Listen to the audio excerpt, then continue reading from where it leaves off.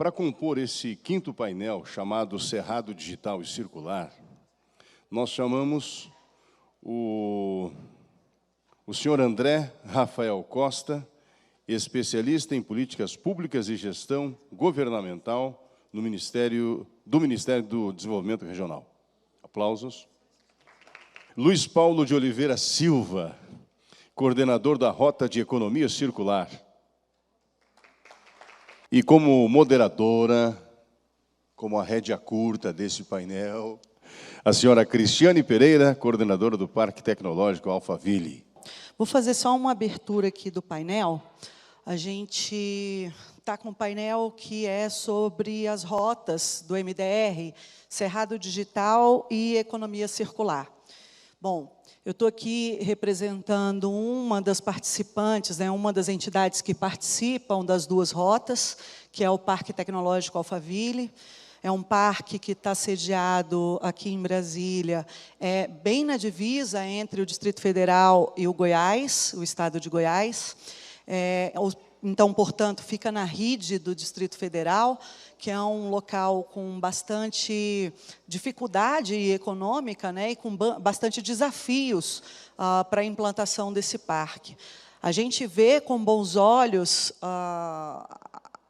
essa possibilidade de participar da rota, as duas rotas, junto a esse projeto do MDR, porque são rotas que estão incentivando o desenvolvimento de várias iniciativas, principalmente dentro dessa região. Então, eu vou parar por aqui essa abertura. A gente vai ter, durante o painel, a seguinte dinâmica. Eu vou passar a palavra em seguida para o André Rafael. Ele é o coordenador da Rota TIC, em âmbito nacional, e aí ele vai falar um pouco como funciona a rota em âmbito nacional, e depois falar em pouco mais detalhes sobre a Rota Cerrado Digital, que é aqui a que interessa a nossa região. Logo depois que o André falar, eu vou convidar duas startups, que serão Carona Fone e Mob R2, elas virão aqui ao palco, elas farão um pitch, cada uma de 3 minutos. Finalizando o pitch dessas duas startups, eu passo a palavra para o Luiz, e ele vai falar sobre a Rota de Economia Circular. E aí, eu vou fazer mais umas perguntas para eles e abro a pergunta para vocês que estão aqui participando. Podemos seguir dessa forma? E aí, André, eu te dou 10 minutos para você fazer essa apresentação. Se vira em 10 minutos, Cris? Sim, se vira nos 10. Tá, ok. Obrigado, gente. Vou tentar ser bem breve aqui para cumprir o horário. Eu sou o André, sou coordenador da Rota da TIC pelo Ministério do Desenvolvimento Regional. Aqui vou contar um pouquinho sobre o Polo Cerrado Digital, mas também sobre a Rota da TIC. O Polo Cerrado Digital tem a ver aqui com essa região de Brasília e o entorno, mas a Rota da TIC ela tem abrangência nacional. Então, como aqui acabou se tornando um fórum nacional, é um momento também da gente compartilhar um pouco do que a gente está fazendo lá no Ministério e que, quem sabe, no curto, médio prazo, também possam ir para outras regiões do país. Onde tem que apontar um pouco do contexto, né? Eu e o Luiz Paulo somos do Ministério de Desenvolvimento Regional. A nossa missão é promover o desenvolvimento das cidades e regiões e reduzir as desigualdades regionais, né? Com alinhamento com a diretriz de governo, mais Brasil, menos Brasília, foco nas instâncias municipais. O Ministério ele é um resultado da fusão do Ministério das Cidades com o Ministério da Integração Nacional. No que tange a questão do desenvolvimento urbano, a nossa secretaria ela se ocupa das seguintes pautas, né, da Política Nacional de Desenvolvimento Urbano, da legislação urbana, regras e regulamentos, planejamento e desenho urbano, economia urbana, finanças municipais, extensões e renovações urbanas, governo digital e cidades inteligentes. Então, essa pauta das cidades inteligentes, da tecnologia da informação e comunicação, é hoje um dos grandes temas do Ministério. Aqui, paralelamente na ENAP, está acontecendo agora a Carta Brasileira de Cidades Inteligentes. Então, que está reunindo um grupo de atores para discutir como é que a gente pode avançar nacionalmente com essa pauta. E por parte como a gente herdou também do Ministério da Integração, a Política Nacional de Desenvolvimento Regional foi lançada agora em maio, né? E então ela dá aí um pouco a diretriz do nosso trabalho. Entre as prioridades dessa política de desenvolvimento regional, uma é a convergência de renda. Se vocês observarem ali acima, no mapa do Brasil, é uma certa divisão, né? Não é PT e verdes, etc. É uma divisão da renda do país. Então, os em vermelhos representam menos de 50% da renda média nacional. Então, um dos nossos desafios é melhorar essa situação, reduzindo as desigualdades. Outro é desenvolver uma rede de cidades policêntricas no país, ou seja, interiorizar o desenvolvimento. E, para isso, a gente identifica e potencializa cidades no interior do país que podem exercer uma influência regional, alavancando o desenvolvimento daquela região. A outra pauta, competitividade e geração de renda, e aí, um pouco andando associada à questão da agregação de valor e diversificação econômica. Temos um conjunto de estratégias que vêm sendo paulatinamente colocadas em marcha, né, o Sistema de Governança e Desenvolvimento Regional, envolvendo as superintendências e agendas macro-regionais, o Núcleo de Inteligência Regional, que envolve IBGE, IPEA, as superintendências. Tem uma questão também do PPA, um alinhamento com essa pauta regional, a questão de aderência dos instrumentos de financiamento. Então, como é que a gente pode melhorar aí o uso dos fundos constitucionais e também dos fundos de desenvolvimento, dos incentivos fiscais, para alavancar o desenvolvimento das cidades e regiões do país. Temos a questão da pauta da inclusão produtiva, em que está embutida essa ação da Rota da TIC, né, a questão da integração produtiva no entorno de projetos estruturantes e a rede de cidades, né, que a gente envolve aí a questão das cidades policêntricas. Dentro dessa nova PNDR, desse novo sistema de governança e desenvolvimento regional, a gente, pela primeira vez, desde a Constituição, mandou para o Congresso os planos de desenvolvimento regional do Norte, Centro-Oeste e Nordeste. Ou seja, está na Constituição pedindo, mas ninguém cumpria essa etapa, né, constitucional. Então, hoje já está no Congresso os planos dessas regiões. É importante, né, se vocês fazem parte dessas respectivas regiões, que vocês se apropriem e participem das discussões que vão ocorrer no Congresso para a estruturação dessas agendas, desses planos regionais de desenvolvimento. Então, dentro desse contexto é que se inserem as rotas de integração e a rota da TIC, por exemplo. A Rota da Integração é um projeto prioritário dentro da Política de Desenvolvimento Regional, mas também agora dentro da Política de Desenvolvimento Urbano, com o objetivo de potencializar APLs que têm potencial de acelerar o desenvolvimento regional e urbano. A gente, até o final do ano passado, trabalhávamos com rotas eminentemente rurais, porque as cidades mais pobres do país, os setores que foram identificados como capacidade de alavancá-los eram principalmente os setores rurais. Mas por trás dessas pautas, cordeiro, mel, açaí, leite, fruticultura, peixe, cacau, todos eles movimentam bastante dinheiro nessas regiões, etc.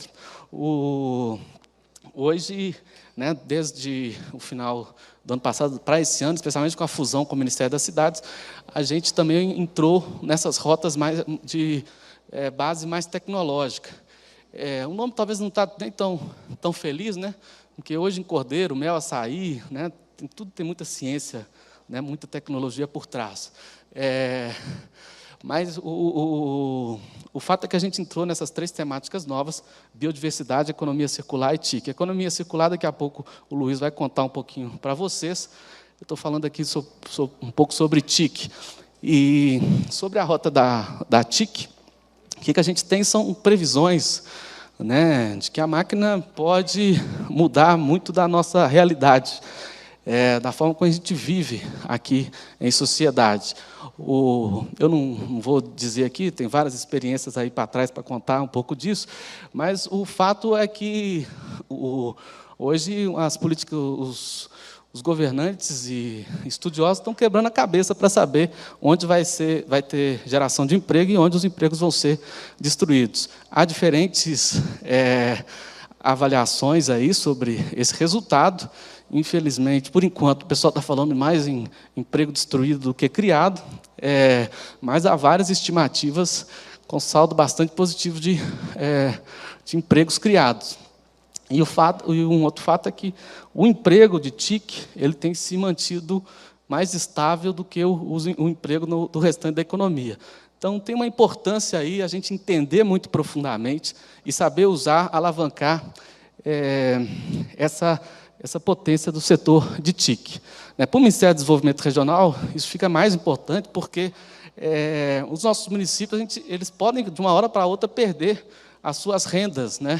Então, a gente tem que estar bastante ciente de como essa distribuição do emprego ocorre no país, para a gente poder apoiar os municípios nas suas descobertas empreendedoras, né, por novas vocações. Então, temos 2 minutos aqui para descontar um pouco sobre o Cerrado Digital. Vai ser bem rápido. Mas a Rota da TIC tem diversos parceiros, o MDR, Ciência e Tecnologia, Superintendências, bancos regionais, a BDI, Softex, Embrapi e a CESP. Esses são os parceiros nacionais, mas que se juntam a diversos parceiros locais. Hoje, nós estamos trabalhando na estruturação desses 4 polos. 3 já estão com as oficinas criadas, comitê gestor operando e carteiras de projetos sendo colocadas em marchas, que é a região metropolitana de Recife, a Paraíba, aqui a RID-DF e o Paraná. Esses são alguns dos polos de TIC que foram identificados no país, e muito concentrado aí no sul-sudeste. A gente, aos poucos, vai começar a fazer uma imersão maior pelo interior do país. E todo esse processo das rotas começa com um convite, né, para as pessoas estratégicas de cada região. E nessa oficina, em que é bastante participativa, se discute o nome do polo, a área de abrangência, o diagnóstico, a carteira de projetos e o comitê gestor. No caso aqui do Polo Cerrado Digital, a nossa área de abrangência são todos esses municípios, que envolvem Minas e Goiás. Foi feito também um diagnóstico, forças, fraquezas, ameaças e oportunidades. E estamos nos alinhando nessa visão de futuro, que é ser, em 2030, um ambiente de referência em inovação digital, com uma sociedade integrada e produtoras de tecnologias de alcance global. Temos um comitê gestor amplo, envolvendo várias entidades de governo, empresas, investidores, governo, e trabalhamos em alguns nichos: Smart Cities, Agrotech, Fintechs, Games e Cibersegurança. Temos a carteira de projetos estruturada, e tem muita coisa interessante que talvez no debate eu possa contar para vocês. Muito obrigado. Bom, gente, como a gente está falando do Cerrado Digital e circular aqui no Distrito Federal, um dos participantes desse polo é o Sebrae DF. E aí a gente convidou duas startups para virem aqui fazer um pitch, 3 minutos, cada uma das startups terão, para apresentar o que é essa solução dele e que está muito alinhada ao que a gente tem de expectativa de desenvolvimento para algumas soluções que estarão rodando dentro da TIC. A primeira startup é a Caronafone. Eu pediria que o gestor da startup viesse até o palco. Antes de eu começar os seus 3 minutos, você só fala seu nome, e aí a gente começa a cronometrar, tudo bom? Seja bem-vindo, parabéns pela oportunidade. Obrigado. Boa tarde, meu nome é Márcio Batista, eu sou o CEO da startup Caronafone. Fui pego de surpresa, não estava prevista essa apresentação, mas rapidamente eu vou tentar explicar o que é a solução para vocês. A gente está aqui num fórum falando de cidades inteligentes, né, e uma das coisas que a gente não faz de forma inteligente é o uso do automóvel, né?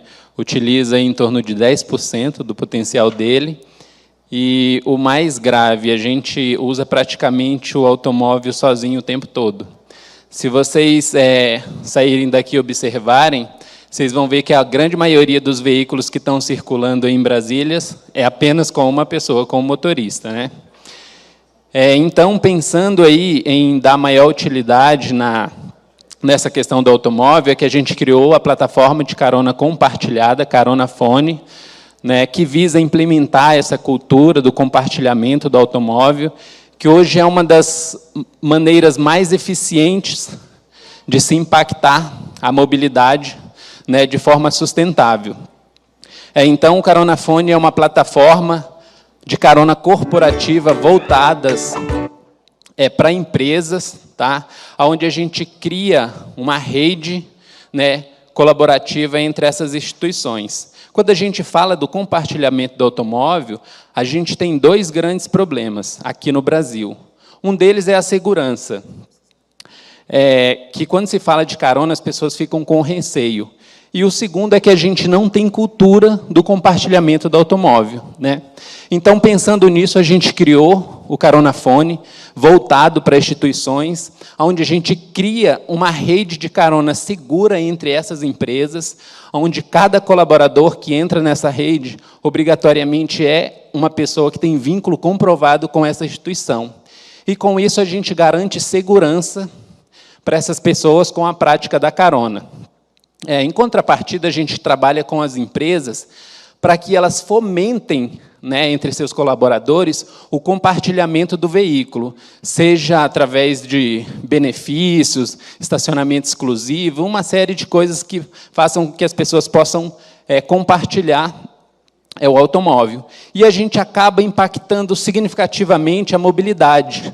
A gente consegue mapear o que essas instituições estão tirando de carros das ruas com essa iniciativa de compartilhamento, quanto elas estão deixando de emitir de gás carbônico, quanto elas estão reduzindo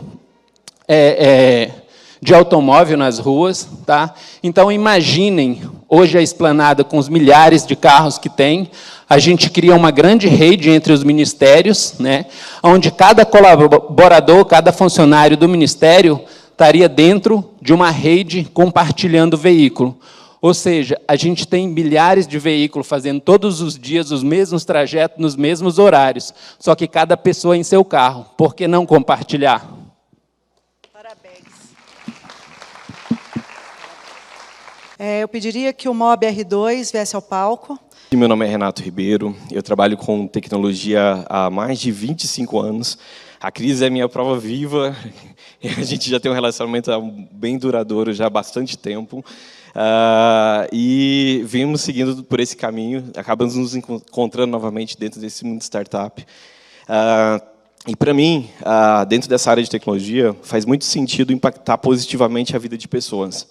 É isso que me move, é isso que move o meu time, é isso que a gente faz diariamente. A gente busca fazer com que pessoas que passam por problemas diários, como, por exemplo, pessoas que vão da sua casa para o trabalho diariamente, possam ter uma melhor qualidade de vida dentro do transporte público, né? Que possam ter uma experiência diferenciada, que eles possam, ali dentro daquele momento, ter um serviço de maior qualidade.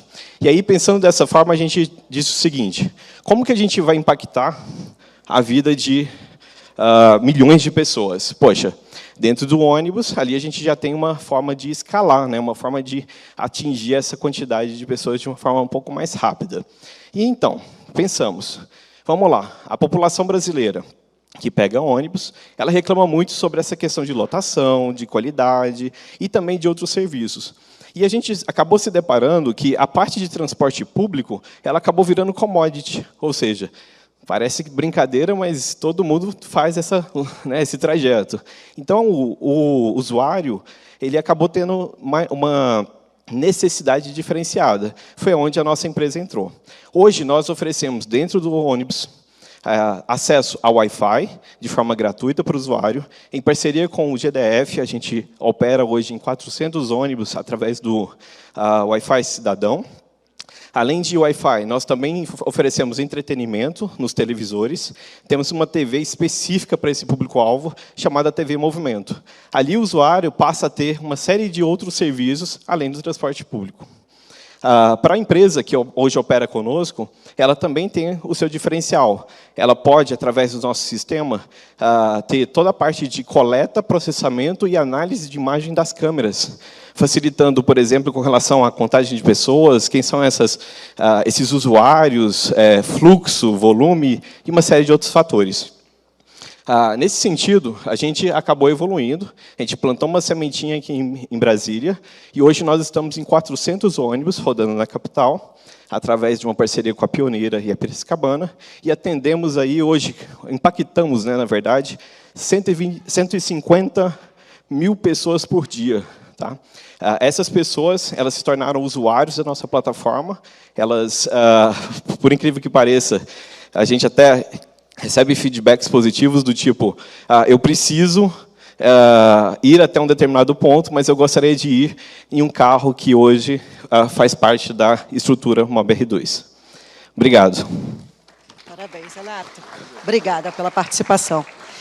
Então, gente, eu acho que assim, o que a gente quis mostrar nesse painel é que a gente tem um polo. Esse polo ele é concebido por algumas entidades, o setor tanto de organizações como a CESPRO, Astep, Sebrae e outros, Parque Tecnológico, tanto o Biotic quanto o Alphaville fazem parte.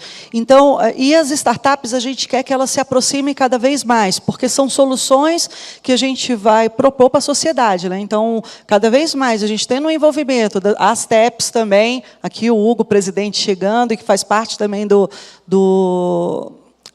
da Rota TIC. Então, a Asteps é a Associação de Startups do Distrito Federal. Eu acho que é isso. Luiz, eu vou te dar aí 10 minutos para você falar um pouco sobre a Rota de Economia Circular, e aí a gente depois bate um papinho sobre ambas e como é que a gente está conduzindo isso aqui no Distrito Federal e até no Brasil como um todo. Pode ser? Pode ser. Então, vamos lá. Muito obrigado, Cristiane. Muito obrigado. Obrigado pela oportunidade ao Fórum, né, de participação do Ministério do Desenvolvimento Regional. Uma parte inicial da apresentação já foi feita pelo André, então eu vou pedir a liberdade para vocês para passar algumas transparências que o André já explicou, que é a origem do Ministério do Desenvolvimento Regional, as suas áreas de atuação. Eu vou começar por aqui, que é a justificativa para a criação da Rota da Economia Circular. Eu acredito que o conceito seja conhecido de todos, porque 65% das indústrias brasileiras tem alguma prática relacionada à economia circular. A face mais conhecida da economia circular é a reciclagem, mas existem muitos outros itens que estão agrupados dentro desse conceito, né?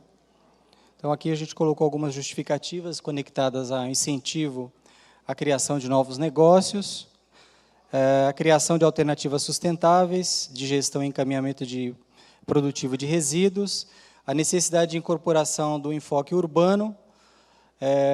O André assinalou isso com bastante veemência, né? Nós tínhamos um mandato que era conectado ao ambiente rural, e a partir agora de janeiro de 2019, o Ministério do Desenvolvimento Regional ele abraçou todas as competências e atribuições do Ministério das Cidades, né? O saneamento, a habitação e a mobilidade urbana. Aqui é um quadro que mostra o impacto da atividade humana a partir de 1950, aquela linha horizontal, branca, no canto direito dos gráficos, mostra 1950 em diante. Esse período é conhecido como período antropoceno, foi uma expressão cunhada pelo Prêmio Nobel de Química, nós vamos ver um pouquinho mais à frente, e mostra o impacto da atividade humana na superfície da Terra. Então, aqui tem população, o crescimento real do produto interno bruto, os investimentos diretos estrangeiros, população urbana, uso primário de energia, consumo de fertilizantes, os grandes reservatórios, o uso de água, o consumo e produção de papel, transporte, telecomunicações e o turismo internacional, ou seja, a mobilidade das pessoas entre os países, né? Pode-se observar claramente a explosão de todos esses indicadores. Eu colecionei apenas esses 12, mas tem muitos outros, que mostram a influência da atividade humana no planeta. E aqui, nessa sequência de quadros, eu procurei mostrar qual é a influência da atividade humana em indicadores conectados à natureza, né? Então, concentração de dióxido de carbono, concentração de óxido nitroso, metano, ozônio estratosférico, a temperatura da superfície da Terra, acidificação dos oceanos, com as suas implicações de desaparecimento do bioma conectado aos arrecifes, a captura de peixes, aquacultura de camarões, a concentração de nitrogênio nos ambientes costeiros, a perda de cobertura florestal no ambiente tropical, a utilização de terras. Na utilização de terras, vocês observam que é um dos poucos indicadores que tem uma tendência de estabilização por conta da melhoria dos métodos de cultivo da terra. O Brasil é um dos maiores cultivadores, então a Embrapa, eu sempre gosto de lembrar, é um dos responsáveis por essa estabilização. Significa que a gente está conseguindo produzir mais alimentos em quantidades cada vez menores de terra. A André, na sua apresentação, falou sobre agricultura vertical. É uma tendência e um alerta para o Brasil. Nós estamos acostumados a produzir terra em ambientes horizontais e já existem investimentos da ordem de 10 bilhões de dólares em produção de vegetais em ambientes verticais, né, no ambiente da cidade. O segundo maior produtor do mundo de alimentos hoje é a Holanda, que é um país minúsculo, absolutamente desprezível do ponto de vista de área, mas em termos de tecnologia, eles são o segundo maior produtor de alimentos. Já foi falado sobre a questão relacionada à mobilidade. O colega da startup falou sobre a maior parte do tempo dos nossos carros são utilizados para estacionar, eles são imobilizados, transportam um número muito pequeno de pessoas, mas o mais importante disso tudo é que, como as pessoas dirigem, às vezes, sozinhas ou em alta velocidade, nós temos uma perda muito grande de vidas, né? São 30 mil pessoas que morrem, em média, ao ano só no Brasil, e 120 mil pessoas, pelo menos dessas, ficam com sequelas permanentes.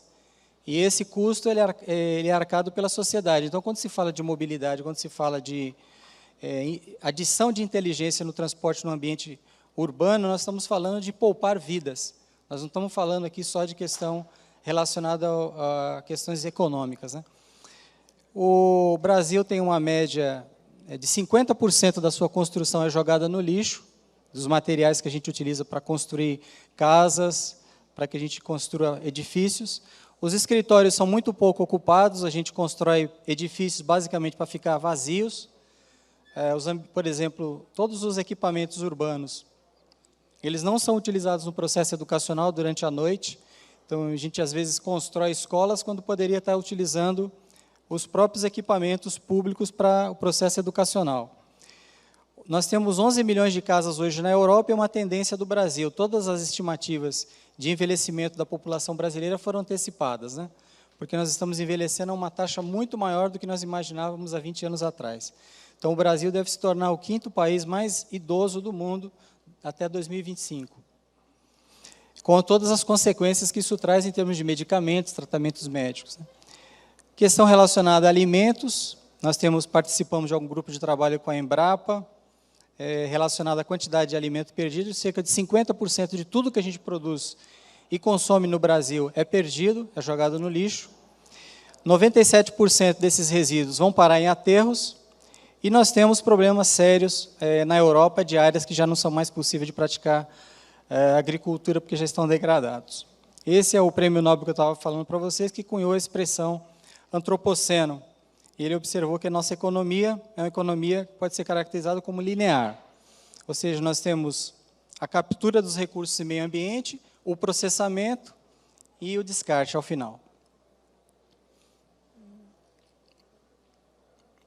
Aqui nós temos as 5 visões hegemônicas, né, que tratam da economia circular. Eu vou falar sobre algumas delas: a ecologia industrial, um pouco da biomimética, que procura gerar produtos imitando a natureza. O produto mais conhecido da biomimética são os aparelhos celulares, que eles utilizam sistemas que não são baseados em cores, em pigmentos, para produzir a cor. Eles são baseados apenas em reflexão da luz. Os exemplos naturais que eles procuram imitar é o exemplo da asa da borboleta e a cauda do pavão. O pavão, ele não possui todas aquelas cores que tem na cauda, mas é o resultado da reflexão da luz sob o ângulo das penas do pavão. Então, isso é imitado nos aparelhos celulares que a gente utiliza, nas televisões e plasma, né? E a biomimética também tem um exemplo característico, que é o do trem-bala japonês. O trem-bala japonês é o mais eficiente em termos de deslocamento e menor resistência ao ar. Ele imita um pássaro predador, que é o único pássaro que, quando mergulha para pegar o peixe, ele não produz respingos. Então, ele entra na água sem produzir respingos. Então, a biomimética apresenta soluções para esse tipo de problema, né? A economia azul, que procura não produzir resíduos. A corrente mais antiga da economia circular, as de 1960, 1950, que é do berço ao berço, né, que ela procura restituir os produtos aos sistemas, tentando imitar o que ocorre na natureza, né? Simbiose industrial também é um termo muito importante, porque ela procura conectar, encadear a atividade produtiva de tal maneira que os resíduos de uma indústria sirvam de balizamento para outro. Esse quadro ele mostra os dois grandes ciclos, o ciclo do material biológico, que é o verde, e o ciclo dos materiais inorgânicos, os metálicos, que são aqueles que estão à direita, o azul. Características da economia circular. Um país que hoje aplica mais economia circular é a China. Eles estão, desde 2009, com um processo bastante agressivo de substituição e eliminação de resíduos, né? Hoje, 62,5% de todos os resíduos industriais chineses são reaproveitados. A média europeia é de um pouco menos de 50%. Então, a China hoje é o país que mais pratica economia circular no planeta. É o maior poluente e, ao mesmo tempo, é o maior praticante de economia circular. Aqui mostra a importância da presença governamental, essa é a razão da nossa presença aqui. O quadro mostra o crescimento das energias alternativas, energia solar e outras formas de energia alternativa, a partir da participação do governo. Então, essa linha de 2009, coincidentemente, é a linha que marca, na China e nos Estados Unidos, dois grandes projetos, o Plano Quinquenal Chinês e a iniciativa ARPA, né? E mostra o crescimento das energias alternativas, principalmente energia solar, ao longo do tempo, no período 2009 a 2014, são iniciativas que só foram possíveis a partir da participação dos investimentos governamentais, né? Aqui no ambiente da RIDE-DF, eu posso só falar 30 segundos, se você me permitir. Moderadora, eu estou tentando correr o máximo. A adesão aos Objetivos de Desenvolvimento Sustentáveis. A André já falou um pouquinho sobre a questão da nossa vertente regional. Esse quadro ele mostra todo o potencial, enquanto a gente fala na tecnologia da informação e comunicação, em desaparecimento e criação de empregos, na economia circular só existe criação de empregos. Então, essa é uma área no planeta todo onde só existe criação de empregos. E o motivo é simples. A matéria-prima com a qual a economia trabalha, a economia circular trabalha, é material que hoje está sendo descartado no nosso sistema produtivo. Então, nós estamos criando novas oportunidades de trabalho. A área vermelha é a área que não dispõe de sistema correto de tratamento de esgoto, ou seja, praticamente o país inteiro. A área tratamento de resíduos sólidos. E a área verde é a área onde nós temos deposição correta. Aqui é um potencial que foi feito um levantamento para o país todo de bioenergia, com relação ao aproveitamento de 3 tipos de biomassa, que é a biomassa da cana-de-açúcar, a biomassa dos resíduos urbanos e a biomassa que vem da atividade agrícola, né? Para o estado de São Paulo, essa coloração mostra aonde poderia ser substituída a energia elétrica daqueles municípios usando a biomassa disponível lá. Então, o resultado dessa pesquisa mostra que 93% de toda a energia domiciliar do estado de São Paulo, e o estado de São Paulo é emblemático, porque é onde está a maior atividade industrial do país, 93% de toda a energia doméstica poderia ser substituído só utilizando o bagaço, os restos das culturas, fazendo biodigestão. Daria para se utilizar na substituição da energia elétrica. Sobraria energia elétrica se fosse utilizado esses resíduos. Esse mesmo exercício pode se fazer para o Brasil como um todo, mas aqui é para a experiência para o semiárido, eu vou deixar para as perguntas, para a fase de perguntas. E aí, se tiver alguém, tá bom? Muito obrigado. Obrigada, Luiz, e desculpa a pressão. É que a gente está com o tempo mesmo corrido, e eu acho que a gente tem uma pergunta que eu vou começar com as perguntas aqui, se vocês me permitem, e vou abrir mais duas apenas para a plateia por conta do tempo. Mas eu acho que uma das perguntas que eu gostaria de fazer e que diz respeito aos dois está sendo escrita uma carta, que é a Carta Brasileira de Cidades Inteligentes, e que no qual alguns de nós que estamos aqui hoje participando, estávamos ontem lá na oficina, hoje teve a continuidade da oficina. Então, eu queria saber de vocês, qual é a expectativa real do Ministério em relação a essa carta e qual é a sinergia da carta em relação às duas rotas, né? Eu acho que isso é importante para que todos saibam. Cris, eu faço parte da equipe executiva da Carta Brasileira de Cidades Inteligentes e também sou coordenador da Rota da TIC. São duas equipes diferentes, a gente aqui é da coordenação de sistemas produtivos inovativos, eles da desenvolvimento urbano. Mas o fato é que está tendo uma mudança, né, de perspectiva, de que a gente sai de uma cultura só de planejar e para uma cultura, de fato, de desenvolvimento. E dentro disso, né, hoje a gente pensa a organização das cidades, etc., a partir também dos seus vetores econômicos. Então, essas coisas têm uma sinergia enorme. E o fato é que nós e o mundo estamos aprendendo a melhor forma de conectar essas ações. E o que vocês podem ver é que TIC e economia circular são dois vetores essenciais que cabem em qualquer cidade, em qualquer atividade produtiva, etc. Então, a gente escolheu, primeiramente, esses dois, já abrindo, de certa forma, as portas para que esse processo da Carta Brasileira de Cidade Inteligente tenha mais um terreno ainda mais fácil de frutificar. Porque a gente está tendo que mudar alguns tipos de acordos, de relacionamentos que, em geral, o próprio Ministério das Cidades tinha com a sociedade. Então, a gente tem que aprender mais, abrir a porta desse público, do público inovador, colocar para conversar com os arquitetos urbanos, com o pessoal da economia solidária, etc. E a Rota da TIC, da economia circular, elas ajudam muito nesse processo, elas abrem muito as portas dessas conexões. E sobre, né, a carta propriamente, é um processo político conceitual, no primeiro momento, que a gente vê que tem muitas iniciativas pontuais relacionadas às cidades inteligentes no país, e até dentro da própria esplanada. Então, foi feito um chamamento de diversos atores públicos, acadêmicos e empresariais, para começar a conversar e nivelar conceitos, para que, no final, a gente saia com uma visão minimamente alinhada de que o Brasil, como o Brasil deve lidar com essa pauta de cidades inteligentes. No final do processo, vai ter, inclusive, um plano de ação com algumas políticas públicas que estão sendo desenvolvidas. E a carta não é só um processo do MDR, ela já é uma iniciativa do MDR, do Ministério da Ciência, Tecnologia e do Meio Ambiente, e mais hoje que conta com a colaboração de diversas entidades, e o nosso desejo é que todas essas instituições se corresponsabilizem por esse processo, porque qualquer coisa que saia da carta no final das contas, ela não vai atender a todos os critérios que envolvem aí o desenvolvimento de uma cidade.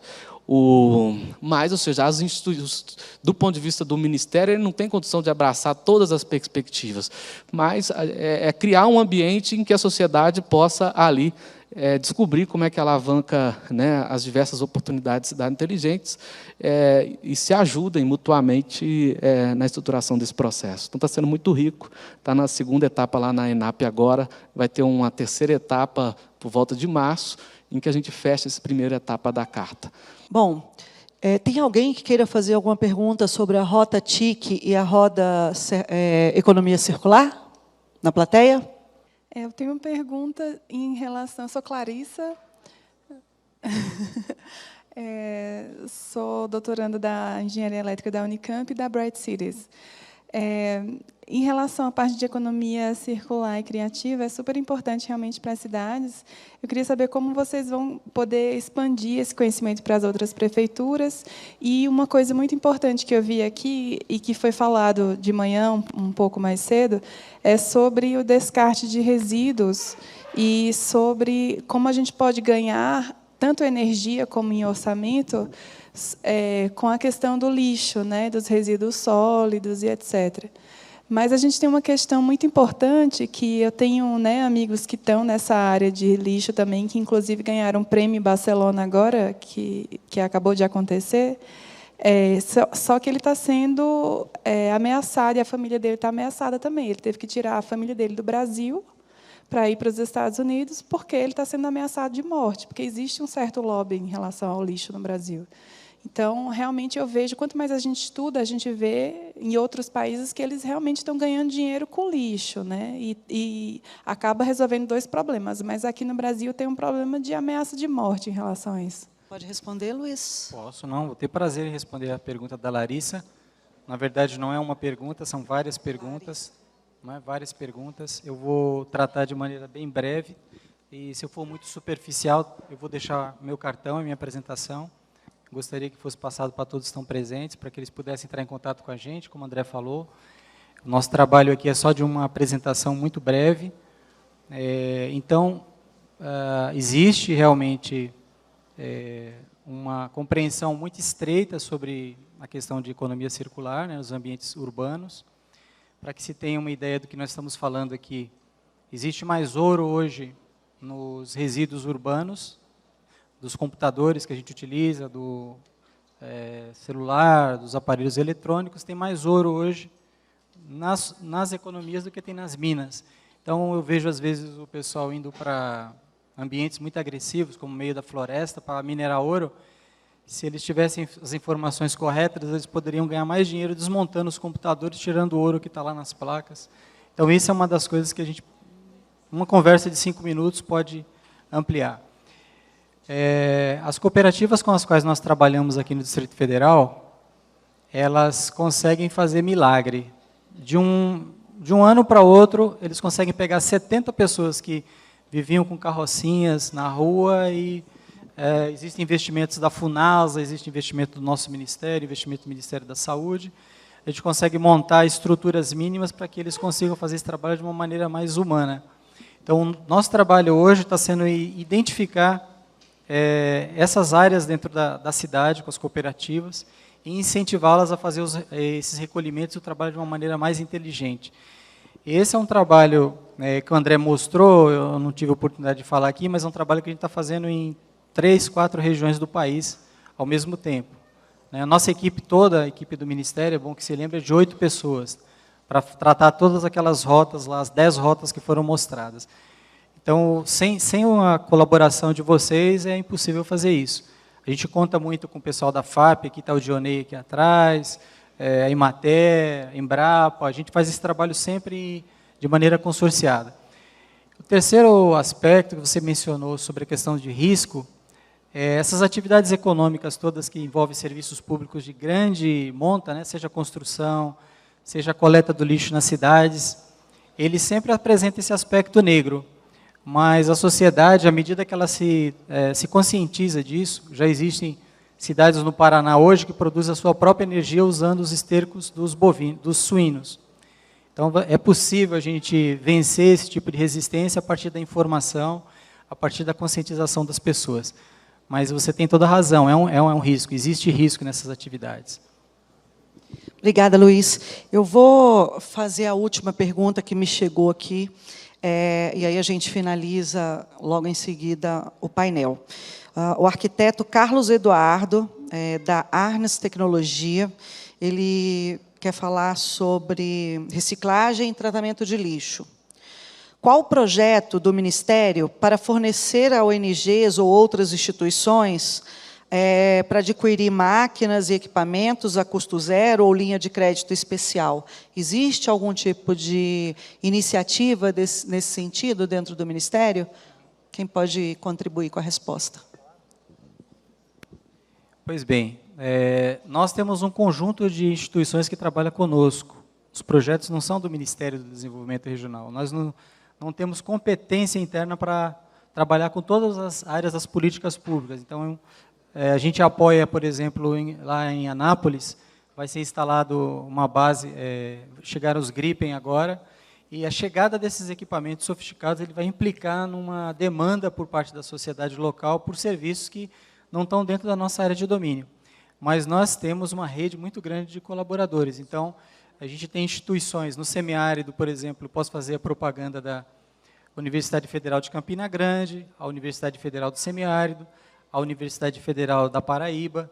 É um conjunto de instituições que dispõem dessas tecnologias e, mais uma coisa, elas dispõem de tecnologias adaptadas à realidade brasileira. Aqui no Distrito Federal, dispensa comentários da Universidade de Brasília e outras tantas universidades que têm instaladas em Brasília que estão habilitadas a oferecer essas opções. Com relação a financiamento, nós temos financiamento sim dentro do Ministério, mas é um financiamento extremamente inexpressível frente às necessidades do país. Então, como obter recursos adicionais? Aí também é uma área que vocês podem ajudar muito, que é qualificando as demandas dos parlamentares. São milhões, centenas de milhões de reais que muitas vezes vão para projetos que todos nós aqui conhecemos a qualidade dos projetos. Projetos que começam e não vão, projetos que não têm mérito. E, às vezes, o parlamentar está só esperando que pessoas que estão sentadas aqui na plateia apresentem projetos qualificados. Essa é uma experiência própria que eu tenho, eu, André, posso falar, de primeira linha, que se você leva bons projetos para os parlamentares, eles apoiam. Essa é uma forma. Terceira forma, além do meu orçamento e dos recursos das emendas, são os recursos de fontes internacionais. As fontes internacionais também, elas têm uma experiência com o Brasil não tão boa, às vezes o Brasil não é um parceiro que dá respostas tão adequadas. Então, essa também é uma forma. Fontes internacionais também querem aplicar recursos no Brasil, estão procurando bons parceiros no mundo inteiro. E o quarto são os investidores privados, né? Investidores privados nacionais e fora do país, que também querem aplicar recursos. Então, tendo bons projetos, nós vamos atrás dos investidores. Nós estamos esperando que vocês batam na porta lá do nosso ministério, vai ficar o nosso endereço aqui, para recebê-los, e talvez a gente não consiga fazer tudo o que vocês vão pedir, mas certamente a gente vai colocar isso numa ordem de atendimento, de prioridade. Quando for surgindo as demandas, a gente vai encaixando. Então, eu gostaria muito de agradecer, acho que o tempo está zero ali. Isso. Agradecer muitas perguntas, eu sei que tem muitas outras perguntas. Eu estou vendo muitos amigos aqui na plateia com quais a gente trabalha, estou falando do Fres, estou falando de Palombo, tem outras pessoas aqui que trabalham com a gente, a própria Cristiane, e a gente está esperando vocês para poder continuar essa conversa. O importante é que essa conversa que a gente começou aqui, ela continue fluindo nos próximos dias. Eu gostaria muito de agradecer a vocês pela oportunidade de ir para o fórum, né? A gente poder falar. Por favor, André, faça suas considerações finais. Só uma fala bem breve, em relação ao financiamento, a gente tem, né, para a região Norte, Nordeste e Centro-Oeste, os fundos constitucionais, né, operados aí pelos bancos oficiais, aqui no Centro-Oeste é Banco do Brasil, tem alguns repasses para alguns outros bancos, cooperativas, no Nordeste o Banco do Nordeste e o BASA, em que há algumas linhas subsidiadas, né, eu acho que não temos juros zero, mas das melhores taxas do mercado, para esses temas ligados à energia renovável, economia circular, etc. E, continuamente, essas linhas vão sendo aprimoradas. E também temos o programa Procidades, né, que permite aí às prefeituras, no caso das linhas dos fundos constitucionais, ela é para financiamento de empresas, né? E nós temos o Procidades, que financia ações para os municípios, também com juros bastante subsidiados. Obrigada, André. Gente, eu, em nome do Parque Tecnológico Alphaville, agradeço ao CODESE e também, como membro do CODESE, que faço parte da Câmara da RID, né? Eu represento o CODESE Goiás, dentro do CODESE Brasília.